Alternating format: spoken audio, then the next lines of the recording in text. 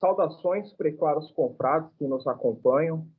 Hoje a gente tem a presença ilustre do Aldo Rebelo, indispensável apresentar ele, que já foi ministro da Defesa, ministro dos Esportes, presidente da Câmara dos Deputados, deputado federal, e está aí na luta pela causa nacionalista. Já se apresentou em 2018 como uma das alternativas. Estavam falando muito que ele poderia ser candidato, poderia ser vice, e agora estamos aí, em 2022, ele também podendo ser um candidato, ser um vice, e mais do que nunca, fortalecer o debate nacionalista que anda tão carente aqui no Brasil, ainda mais diante de tantos fatos ocorridos, e é justamente sobre isso que a gente vai abordar hoje, sobre a questão das estátuas e monumentos, já que veio sendo criada uma grande polêmica nos últimos dias por conta do posicionamento do Aldo, e meu também, de todos os nacionalistas, em torno da defesa das estátuas e monumentos. Passo a palavra. O que acontece hoje no Brasil, infelizmente, é uma grande incompreensão sobre a questão nacional. As pessoas valorizam a agenda social, que é importante, a agenda democrática, que também é importante, mas desprezam a mais importante das agendas, que é a questão nacional. Os últimos 2 séculos, principalmente, os últimos 2 séculos, foram os 2 séculos. Desculpe, o telefone aqui foi interrompido. Está ouvindo, Rafael? Estou ouvindo, tudo perfeito. Os últimos 2 séculos da história da humanidade foram de confronto entre 2 nacionalismos. O nacionalismo das nações dominadoras, das nações fortes, dos impérios coloniais, das nações imperialistas sobre as nações mais fracas, contra o nacionalismo da resistência, o nacionalismo dos emergentes, o nacionalismo dos que lutavam por sua emancipação, por sua independência. O Brasil, naturalmente, pertence a esse segundo bloco. O Brasil nunca foi uma nação colonialista, nunca foi uma nação imperialista. O Brasil sempre teve um nacionalismo defensivo, um nacionalismo democrático, um nacionalismo patriótico, de defesa da soberania e da emancipação nacional. E a dominação das nações mais fortes se dava no passado pela presença de tropas, pela dominação física, mas hoje isso se dá pela influência do dinheiro, é a dominação financeira, a científica, a tecnológica, a diplomática, a comercial, a cultural. São várias as formas de dominação que se exerce no mundo sobre as nações mais frágeis. E no Brasil, lamentavelmente, tanto a elite conservadora quanto a elite chamada progressista ou de esquerda, não diria toda ela, mas quase toda ela, se volta para o exterior.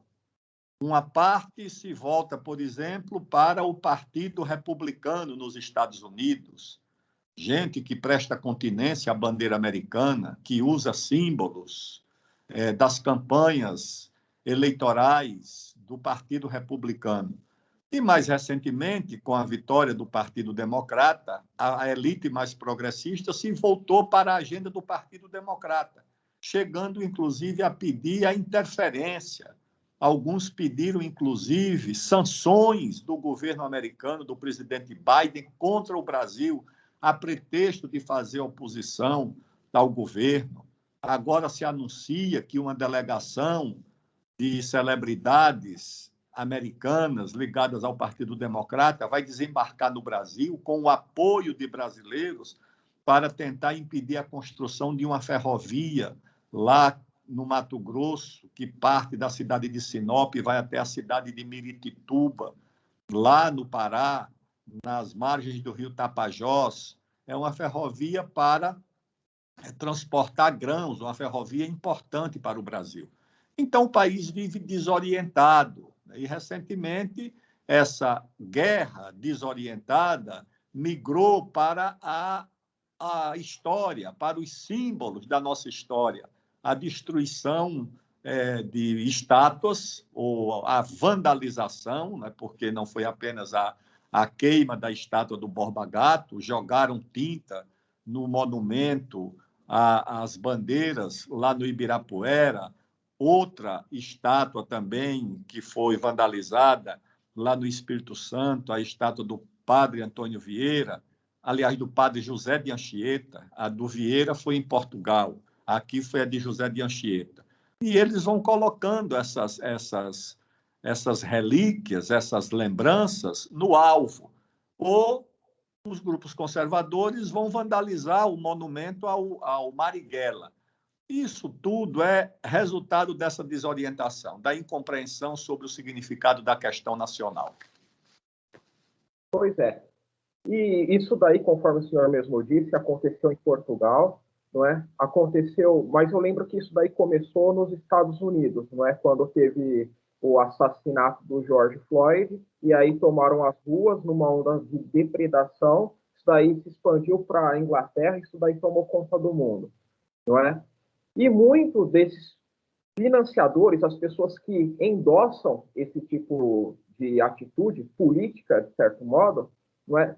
Foram os financiadores do Partido Democrata. Aliás, o Partido Democrata americano se beneficiou diretamente disso, já que estava na porta as eleições dos Estados Unidos.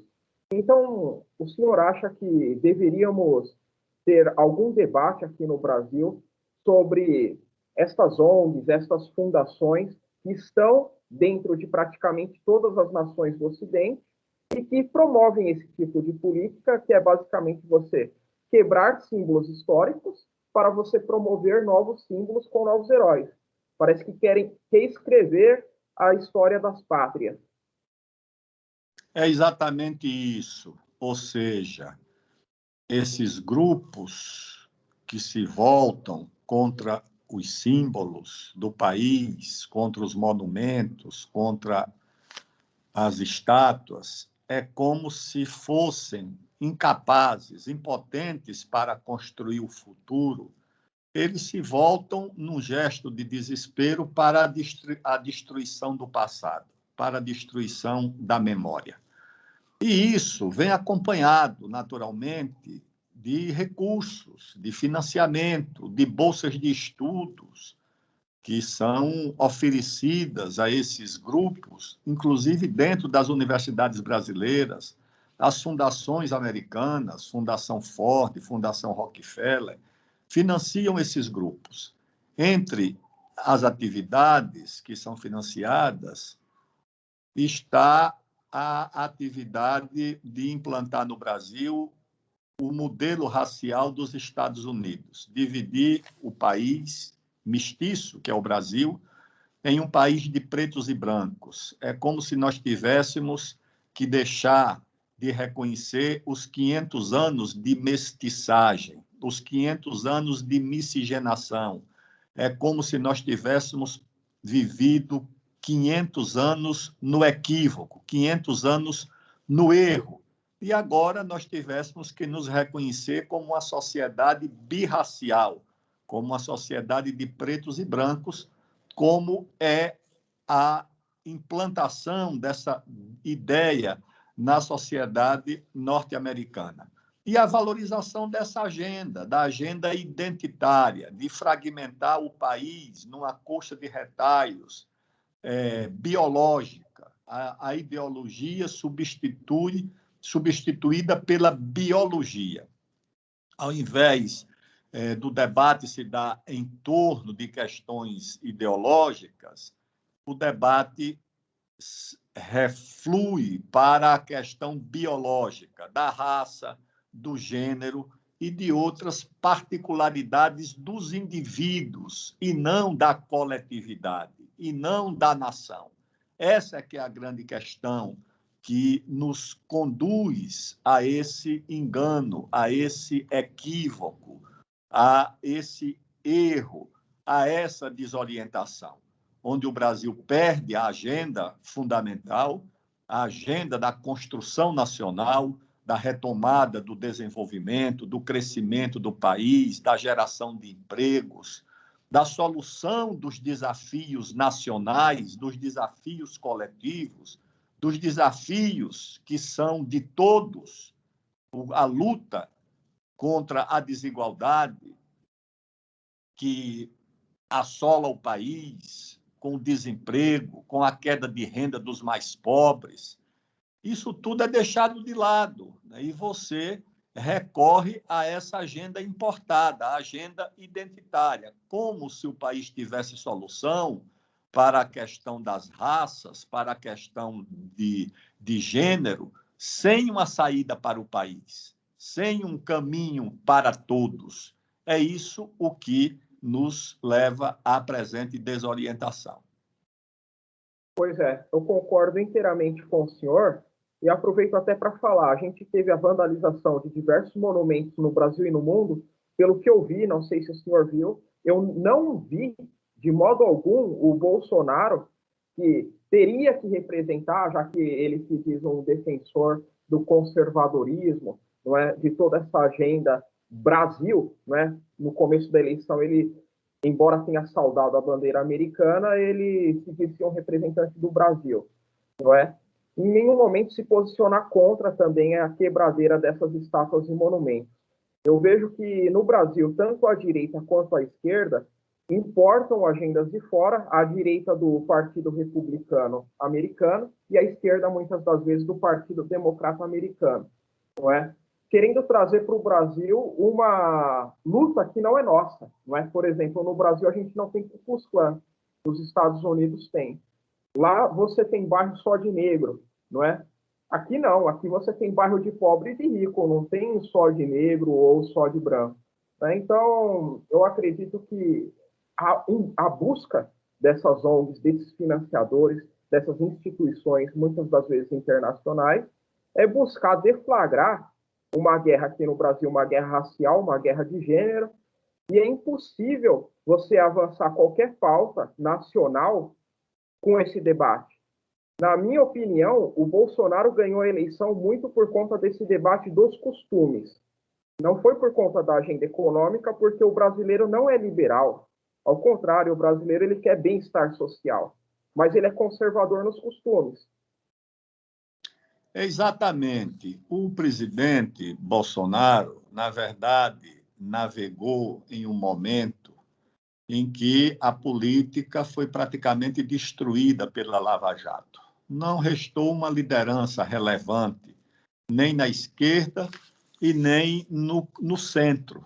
Todo esse pessoal, Lula, Dilma, o Alckmin, o Aécio e os outros foram destruídos pela Lava Jato. O que restou foi uma candidatura que foi associada aos militares, que tem respeito, apreço da população, e o Bolsonaro se associou à imagem dos militares, ganhou a eleição com base nessa agenda conservadora dos costumes, que é a agenda majoritária no país. A população é, como você diz, uma população brasileira que é progressista na área social, de direitos, a saúde, a educação, a segurança pública, a moradia, mas do ponto de vista dos costumes, é muito ligada aos valores religiosos, aos valores da família. Esse é o Brasil. E o Bolsonaro agarrou-se a essa agenda dos valores familiares, da religiosidade, mas na economia ele foi buscar o Paulo Guedes, que é um banqueiro, ou seja, um homem ultraliberal, que acha que o melhor Estado é o Estado zero, que o Estado não tem papel nenhum, que tudo deve ser privatizado, que tudo deve ser entregue aos bancos, que tudo do país deve ser vendido, inclusive nessa área de petróleo, por exemplo, de energia.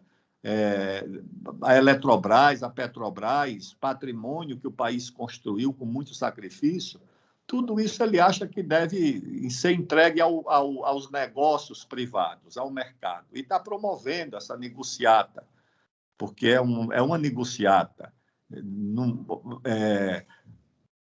Refinaria de petróleo não é vendida em leilão público, não é qualquer um que pode comprar. São poucos aqueles que têm interesse num negócio desse. É um negócio para poucos.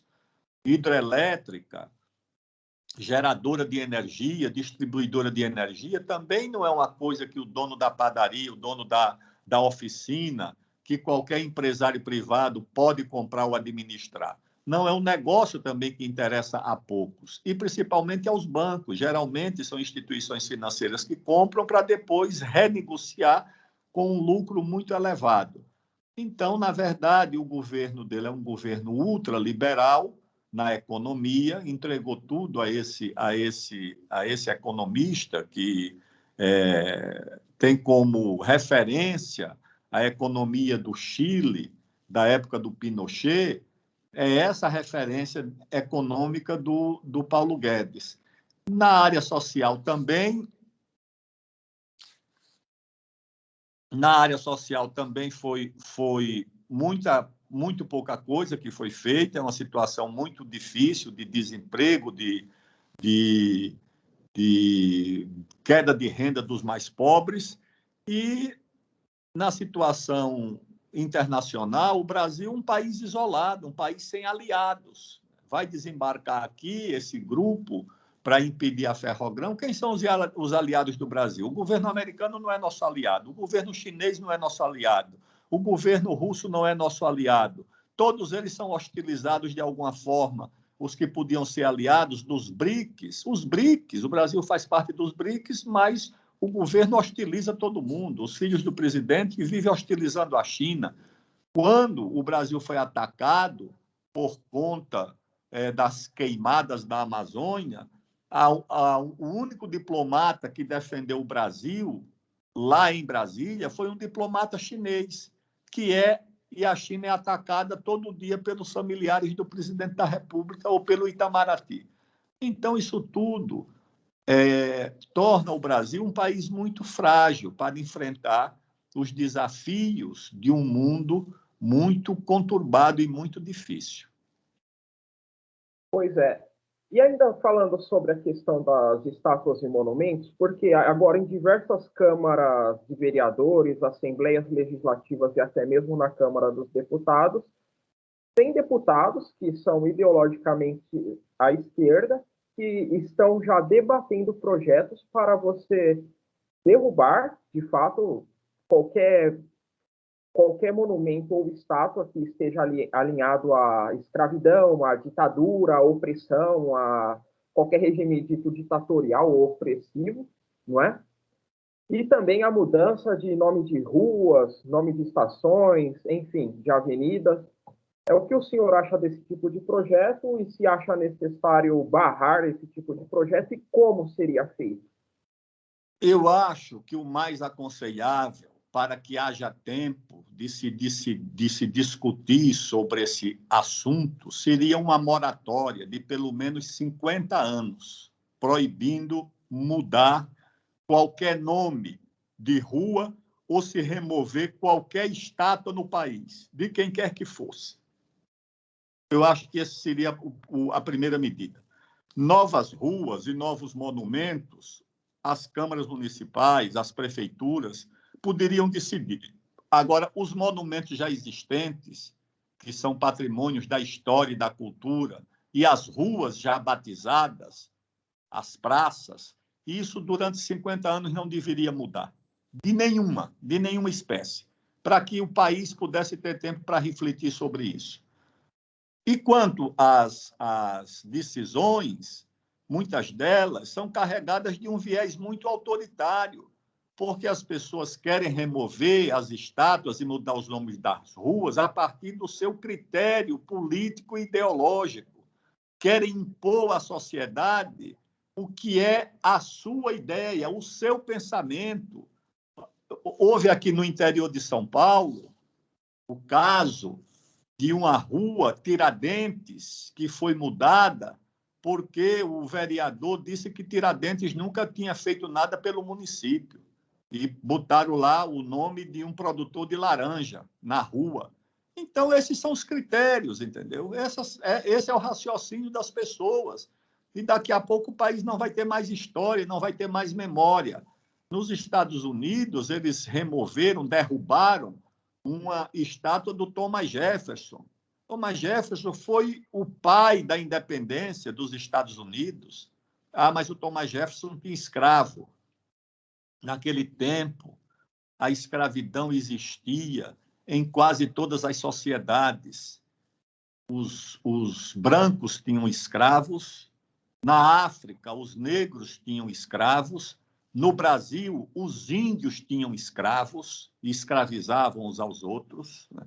As tribos africanas escravizavam umas às outras, e as sociedades coloniais, na época, mantinham também uma estrutura escravocrata, tinham herdado essa escravização desde a antiguidade.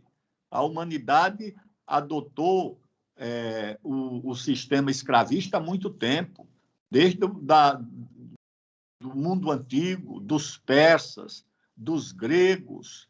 Os persas iam buscar os seus escravos ali no Mar Negro.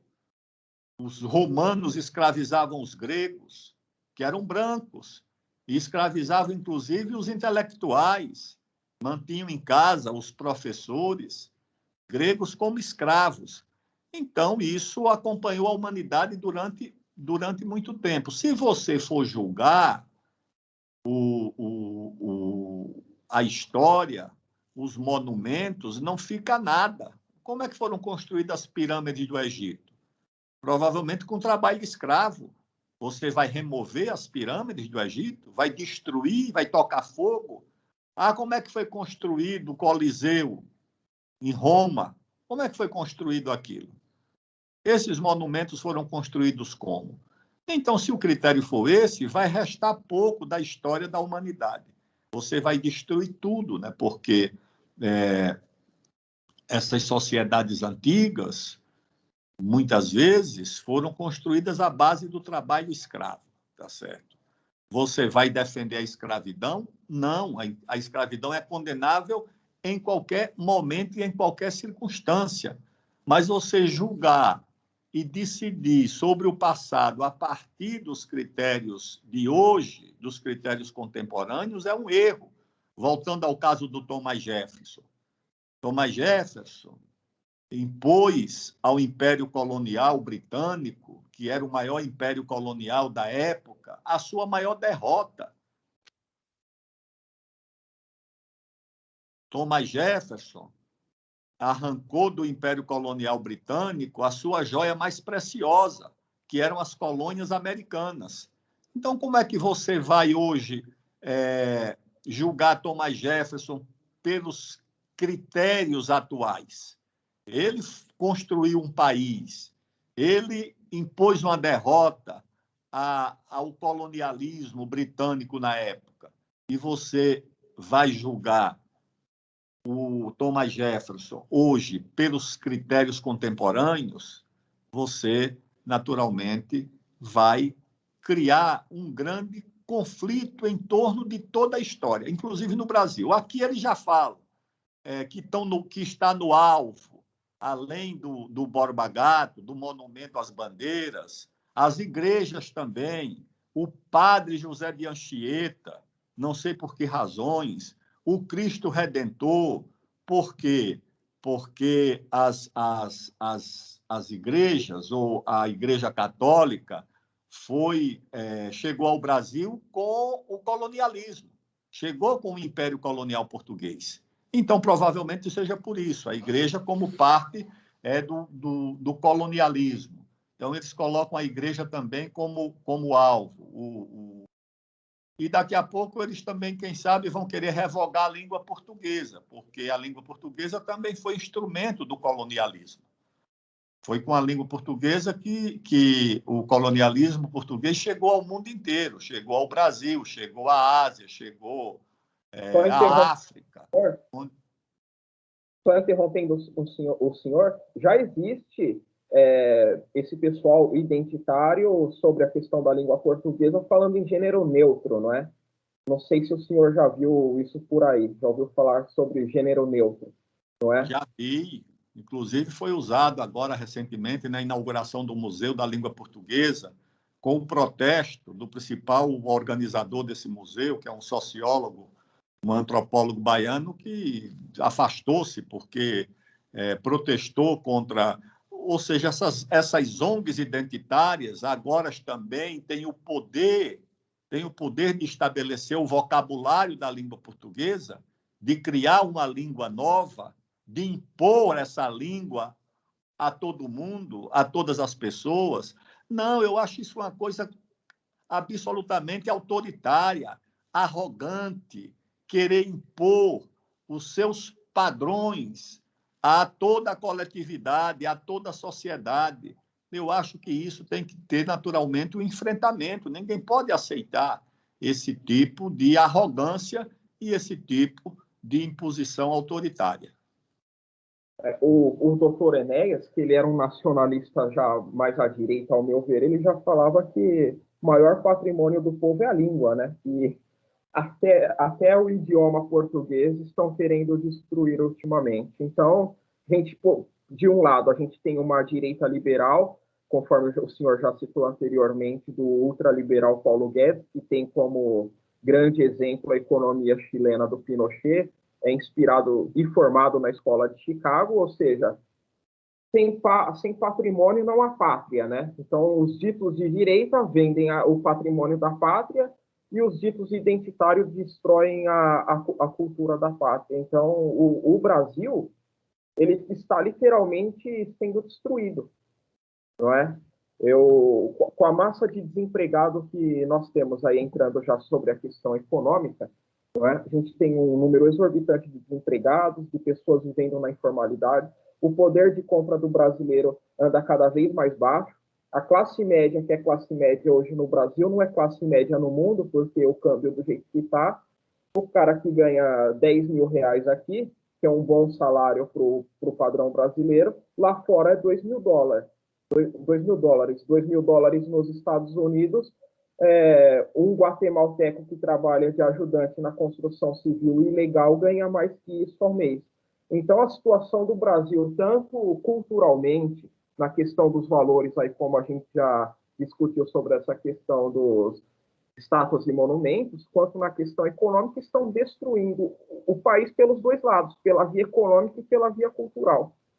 O que precisamos fazer, e aí eu falo de movimento organizado, de candidaturas, de debate, de como entrar isso na cabeça dos jovens, porque os jovens estão sendo cooptados pelo identitarismo. O que a gente pode fazer, Aldo?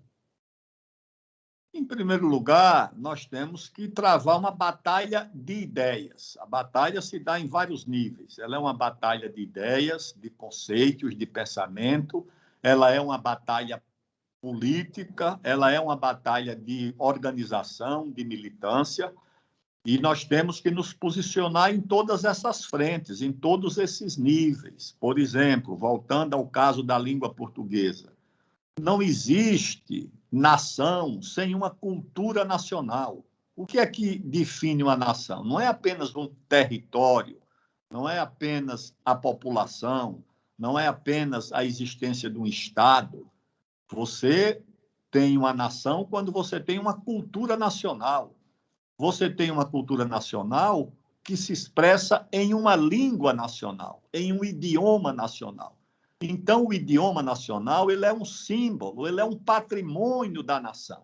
Ele é responsável pela existência, pela continuidade, pela persistência da nação. Quando você olha para o Brasil, você vê o Euclides da Cunha, o Machado de Assis, o Graciliano Ramos, o Castro Alves, você vê o Brasil, você vê a nação brasileira, você vê a cultura nacional que se expressa na língua nacional. Aliás, tem um livro do Barbosa Lima Sobrinho, que é sobre a língua portuguesa e a unidade do Brasil. Ou seja, o Brasil é um país unido porque tem uma língua que é falada da fronteira com a Guiana, lá no extremo norte, em Roraima, até a fronteira com o Rio Grande do Sul, é falada do Espírito Santo, até a fronteira com a Bolívia, lá em Corumbá, ou lá no Acre. A língua portuguesa, aliás, a Constituição, no artigo 11 ou 14, estabelece que a língua portuguesa é um dos símbolos nacionais, mas ela sofre diariamente atentados, violações, desrespeito e, muitas vezes, com o aplauso dessas correntes identitárias, que não existe apenas na cultura, existe também na mídia, na academia, estão todas por aí. Então, eu creio que diante disso, nós temos que enfrentar essa pressão e essa batalha no plano das ideias, defendendo a centralidade da questão nacional, que não existe futuro nem para a questão social, nem para a questão democrática, se a nação não sobreviver, se a nação não resistir, que o principal direito, depois do direito à vida, é o direito a viver em uma nação independente. Esse é o direito fundamental, esse é o direito humano fundamental, depois do direito à vida. O direito a viver numa nação independente, que hoje é uma coisa difícil no mundo contemporâneo.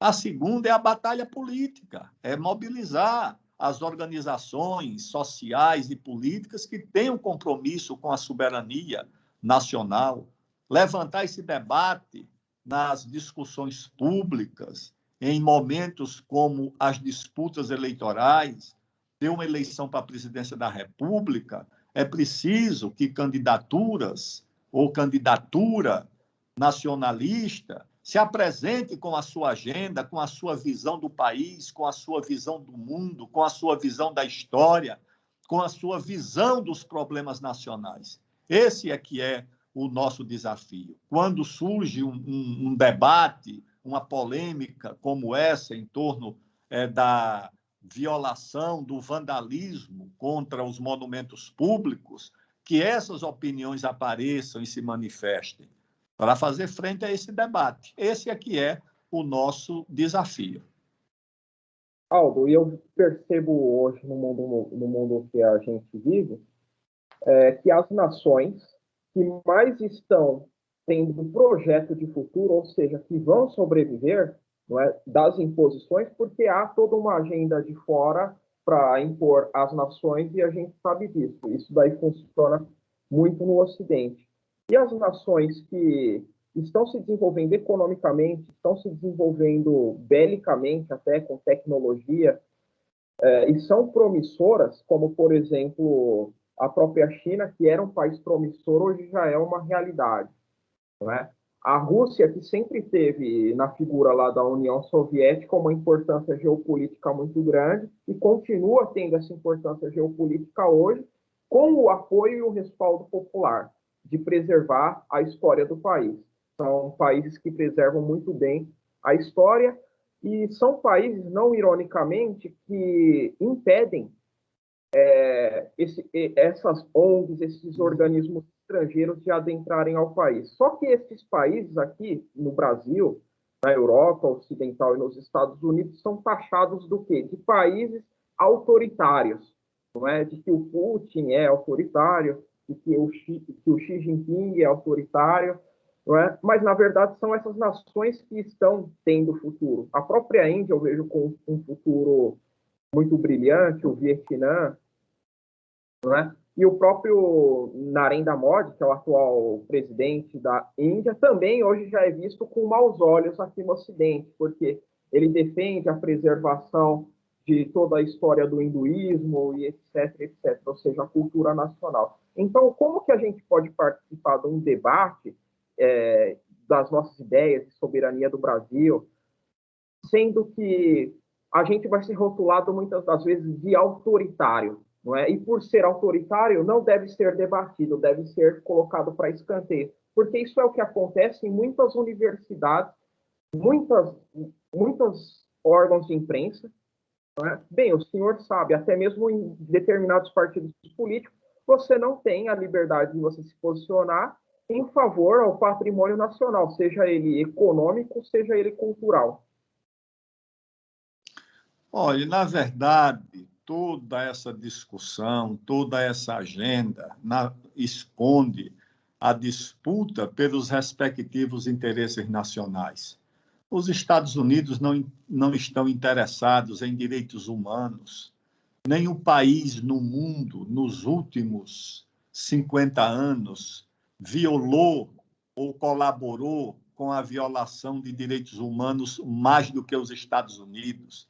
Nenhum país patrocinou mais ditaduras, como aqui no Brasil, no Uruguai, na Bolívia, na Argentina, no Chile, do que os Estados Unidos. A invasão do Vietnã, o bombardeio de hospitais, o bombardeio de campos agrícolas, a morte de crianças, de mulheres, de camponeses, a violação da soberania do Iraque, da Síria, do Afeganistão. Como é que os Estados Unidos têm autoridade para defender direitos humanos, sendo o país que foi o campeão da violação desses direitos humanos no mundo inteiro, nos últimos 50 anos? Um país que jogou 2 bombas atômicas sobre um país que não tinha bomba atômica, um país que estava praticamente derrotado na guerra, como foi o caso do Japão. É claro que essa agenda dos direitos humanos, como a agenda do meio ambiente, são agendas usadas para defender os interesses dos Estados Unidos, frente a frente, a concorrência com a China, com a Rússia e com a Índia, um pouco menos, né? Porque eles procuram fazer uma aliança com a Índia em contraposição aos chineses, mas, naturalmente, cobrando da Índia, principalmente, a sua posição em relação a essa questão democrática, que eles acham o governo da Índia muito nacionalista.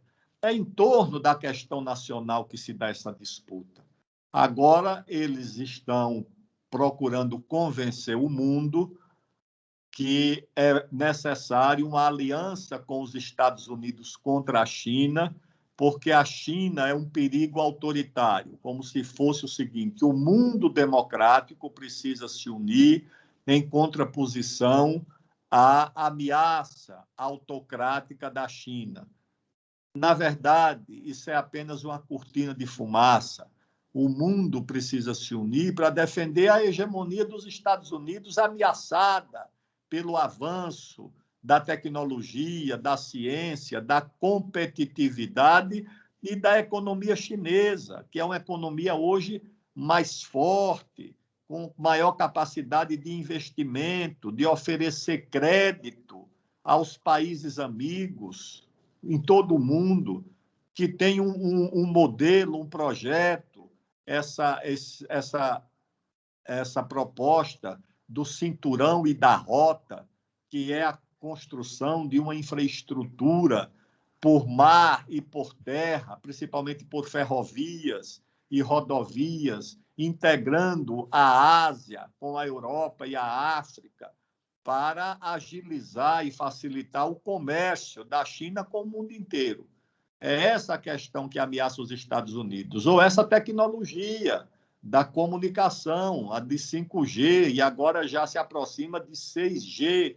Isso tudo incomoda os Estados Unidos e eles procuram construir uma agenda que envolve a questão dos direitos humanos, do meio ambiente, da democracia, para se contrapor aos chineses e aos russos, porque eles, quando desmontaram a União Soviética, achavam que tinham tirado do caminho esse concorrente que era a Rússia.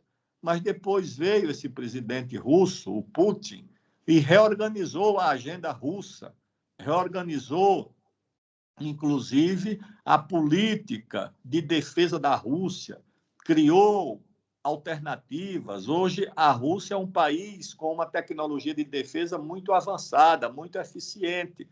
E os Estados Unidos voltaram a colocar a Rússia no seu alvo, no seu radar, criando via Ucrânia e outros países ali das vizinhanças da Rússia, uma área de atrito e de pressão sobre a Rússia. O que ele tem conseguido com isso é apenas aproximar cada vez mais os russos dos chineses, que vão procurando construir uma alternativa para se defender ou conter essa pressão dos Estados Unidos. Muito bem. Agora, vamos trazer um pouco a discussão mais para o Brasil sobre a nossa política atual. Não é? A gente está tendo manifestações da esquerda pedindo majoritariamente vacina no braço e comida no prato. Isso enquanto está em um debate na Câmara a privatização da Eletrobras, a privatização dos Correios, e parece que isso pode ter até pessoas que estão defendendo isso nas ruas, não é? Contra, ou seja, se posicionando contra a privatização dessas empresas. Entretanto, não é a pauta principal que está levando as pessoas às ruas, não é? E na direita, a gente também, essa direita bolsonarista, está indo para as ruas para defender o quê? Para defender voto impresso, não é? Então, assim, o país com um câmbio completamente desvalorizado e sem proposta industrial, porque se tivesse uma proposta industrial, poderia falar que é para a indústria ficar competitiva no estrangeiro. A gente tem uma pressão nos preços do combustível, o que encarece a logística. A gente tem uma pressão no IGPM, que é o índice de preço do aluguel, não é? E a gente também tem uma pressão aí na energia elétrica, estamos na tarifa vermelha. Esses três fatores fazem gerar o quê? Uma inflação no atacado, porque o cara que tem o comércio, normalmente ele paga o aluguel, ele usa o transporte direto ou indiretamente, a logística, e ele utiliza, por menos que for, a energia elétrica. Isso para a gente não falar do gás de cozinha e outras coisas.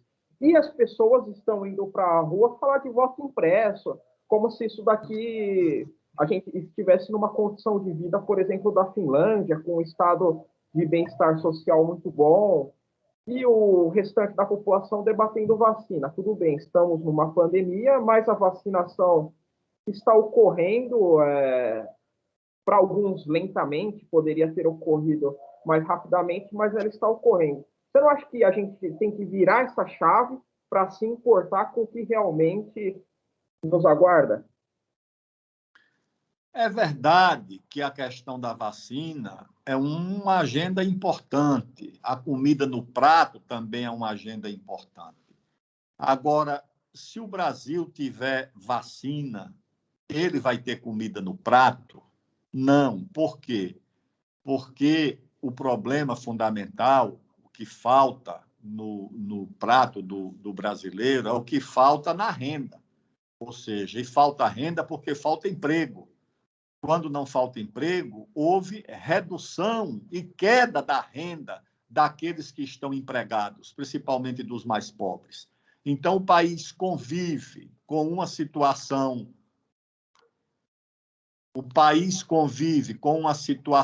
crônica de desemprego, de perda de renda, não só dos mais pobres, mas da classe média.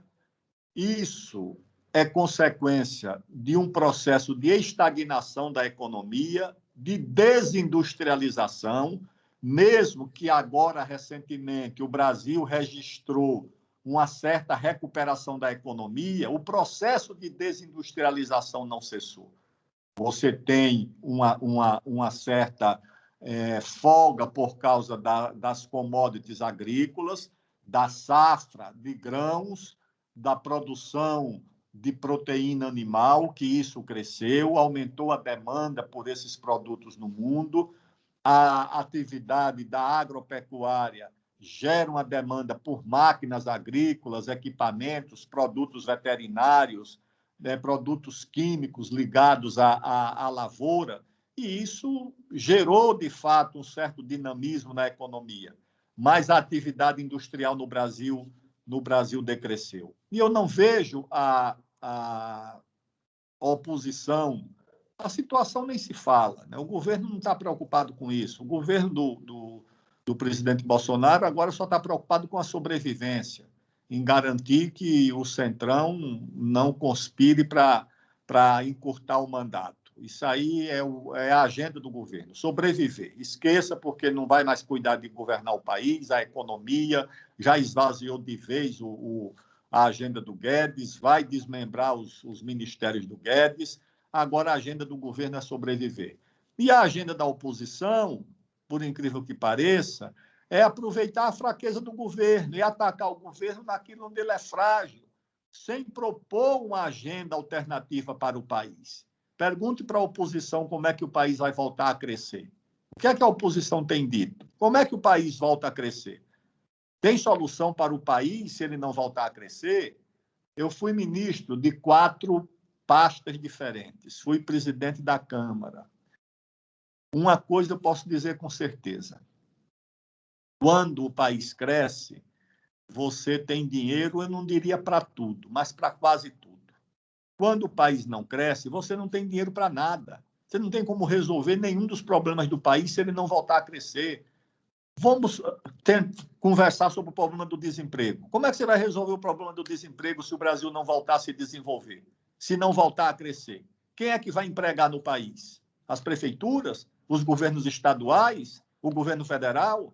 Vai todo mundo fazer concurso para os órgãos do judiciário, para a estrutura do judiciário, que é quem mais faz concurso hoje, é quem mais emprega, são os concursos jurídicos. Vai todo mundo fazer concurso para uma estrutura jurídica do Estado, para um tribunal regional, eleitoral, tribunal do trabalho, ou outro tribunal qualquer? Vai todo mundo trabalhar em quê? Se a atividade privada não voltar a gerar emprego. Como é que vai ter orçamento? Orçamento para a União, orçamento para os estados, orçamento para os municípios. Se você não recolhe tributos, quem vai pagar impostos para gerar orçamento, se não for atividade privada? Vai ser o próprio governo que vai gerar o seu próprio imposto? Não, é atividade privada. Então, o país, se não voltar a crescer, não tem solução para nada. E eu não vejo essa agenda presente, eu não vejo esse debate presente. Tá certo? Até para combater as desigualdades que cresceram no país, gente recolhendo lenha porque não tem dinheiro para o gás, em Curitiba, em Maceió. Tudo isso só é resolvido. As marquises de São Paulo, aqui na Avenida Paulista, cheias de famílias que acabaram de perder seus tetos, seus lares. Quem vai resolver isso se o país não voltar a crescer, não gerar impostos, não gerar tributos? E você tem a fronteira mineral na Amazônia abandonada. Minas, a maior província de diamantes do país, do mundo, aliás, a maior província de diamantes do mundo abandonada, debaixo de uma terra indígena. A segunda mina de potássio do mundo abandonada, todo o ouro disponível nas áreas das reservas indígenas dos Yanomamis, o nióbio. Tudo isso está lá abandonado na Amazônia, a fronteira mineral, a fronteira agrícola.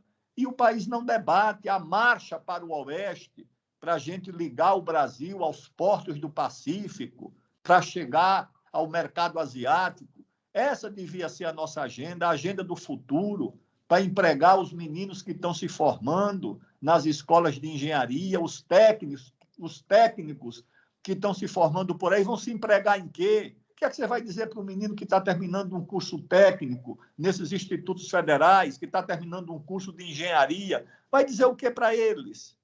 Eles vão trabalhar em quê se o país não discute o futuro da economia?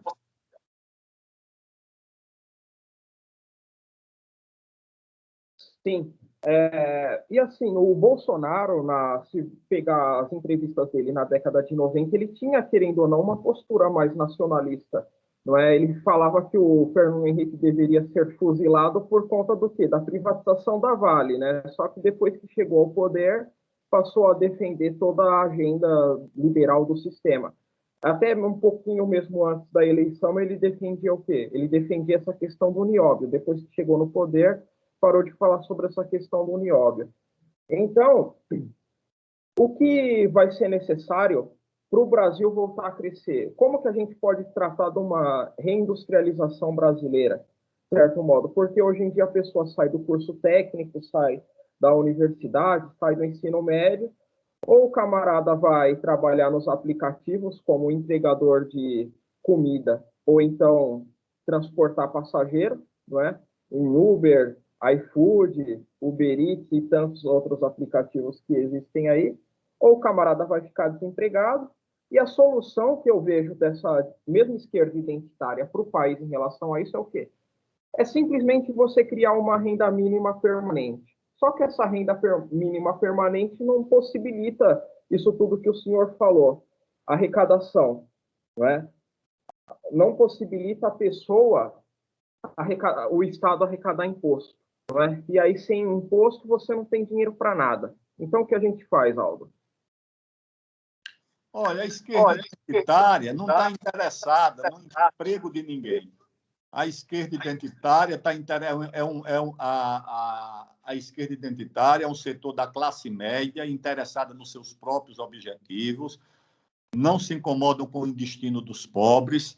Se milhares de jovens negros vão ficar desempregados, tá certo? Sem escola pública, para eles pouco interessa, desde que os monopólios, os bancos e as multinacionais abram uma cota para negros nas suas diretorias, tá certo? Desde que sejam contemplados esses movimentos identitários, não estão interessados na sobrevivência das mulheres pobres. Estão interessados se vai ter uma cota para elas nesses grupos multinacionais, nesses monopólios. Ou seja, é gente de classe média interessada nos seus objetivos e não nos interesses do país. Eu, quando fui ministro da Ciência e Tecnologia, mandei fazer um levantamento para medir o impacto da ciência e da tecnologia e da inovação, que é esse o Ministério, é o Ministério da Ciência, Tecnologia e Inovação, o impacto dessas disciplinas no mundo da produção e no mundo do trabalho. E o levantamento me deu, assim, informações relevantes, porque deu conta da nossa tragédia, deu conta das nossas possibilidades, porque no período estudado, o Brasil, de fato, foi um dos países que mais gerou postos de trabalho no mundo, entre 2002 e 2014, foi isso, né? 2002 e 2014. Mas, ao mesmo tempo, o que é que informava? Que o Brasil gerou empregos de baixa tecnologia. 96% emprego de até um salário mínimo e meio. E todos os empregos que nós perdemos nesse período, nós geramos 16 milhões de postos de trabalho e perdemos 4 milhões. Todos os empregos que nós perdemos foram acima de 2 salários mínimos. Nós perdemos o emprego industrial, nós perdemos o emprego de alta tecnologia, nós perdemos o emprego melhor remunerado, nós perdemos esse tipo de emprego, que é fruto do processo de desindustrialização. E por que nós nos desindustrializamos? Porque nós perdemos competitividade na economia. E por que nós perdemos competitividade? Porque perdemos capacidade científica e capacidade tecnológica. Nós perdemos capacidade de inovar. Foi isso que aconteceu. Então, se o Brasil quer se reindustrializar, ele tem que primeiro recuperar o seu investimento em ciência, tecnologia e inovação. Esse é o primeiro passo. Se você não recuperar o investimento em ciência, tecnologia e inovação, você não recupera a competitividade da sua economia, das suas empresas, da sua indústria. Você vai ficar para trás, você vai ser superado mesmo. Então, essa é a primeira medida. A segunda medida é você aproveitar o potencial da sua fronteira mineral. Não existe fronteira mineral no mundo mais. Existe uma demanda muito grande por minérios, porque mesmo essa indústria moderna, chamada indústria verde, baseada em carro elétrico, em energia eólica, em energia solar, tudo isso só é viável com minérios, com terras raras. Você não faz uma bateria de um carro elétrico se você não tiver minério. Você não faz uma usina eólica ou uma usina solar se você não tiver minério. Esse minério não está disponível no mundo. O que há no mundo é um aumento pela demanda e a escassez crescente de minérios. O Brasil tem uma fronteira mineral extensa, minas de diamante, minas de nióbio, minas de tudo quanto é coisa, abandonado porque você não regulamenta os 2 artigos da Constituição que permitem mineração em área de fronteira e em terra indígena. Então, a fronteira agrícola do Brasil. A ONU diz que nos próximos 10 anos precisa aumentar a produção de 70% do fornecimento de alimentos. E diz que o Brasil tem que responder por 40% dessa demanda. Porque o Brasil tem terras, o Brasil tem conhecimento, o Brasil tem água, o Brasil tem recursos naturais. Então, o Brasil tem que aproveitar essas potencialidades. Agora, vão querer aproveitar isso? Vão enfrentar a pressão internacional para você não explorar esses minérios, que essa pressão vai acontecer? Não querem deixar o Brasil ter uma ferrovia? A China, nos últimos 10 anos, fez 30 mil quilômetros de ferrovia. Quem foi que foi interferir na China? Você acha que os Estados Unidos vão aceitar que um grupo estrangeiro desembarque nos Estados Unidos para impedir que os americanos façam a ferrovia? Ou o chinês, ou o russo, ou o francês? Só no Brasil, onde nós temos um governo fraco, isolado, que divide o país ao invés de unir, uma esquerda cosmopolita que não tem a agenda nacional em foco. Então, nós estamos numa situação difícil. Nós precisamos de um governo nacionalista, num governo forte, num governo com autoridade. Não estou falando de governo autoritário. Estou falando de um governo democrático, mas um governo forte e com autoridade, para unir o país em torno do que é essencial para o país, que é voltar a crescer, distribuir renda e valorizar os interesses nacionais, da educação, da saúde, do desenvolvimento, da ciência, da tecnologia, da diplomacia independente. É isso que nós estamos fazendo no Brasil. Aldo, já caminhando para o final desta entrevista, eu agradeço muito a sua participação. E prova disso que o senhor falou foi que quando começou a Bolívia a desenvolver o próprio carro nacional elétrico, já que a Bolívia tem muito lítio, derrubaram o Evo Morales, não é, sob a alegação de fraude. Então, tem que estar pronto de que isso vai acontecer, não é? E tem que ter um pacto entre o governo e o povo.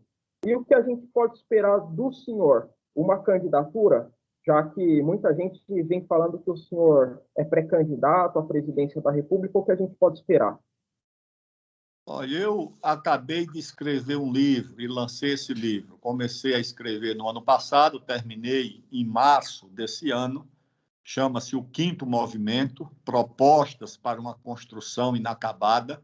O quinto movimento é porque eu divido a história do Brasil em 4 grandes movimentos, 4 grandes períodos: o da construção da base física do território, o da construção da independência, o da consolidação da independência, o da república, que é o 4º movimento, e que termina agora com esse processo de desorientação.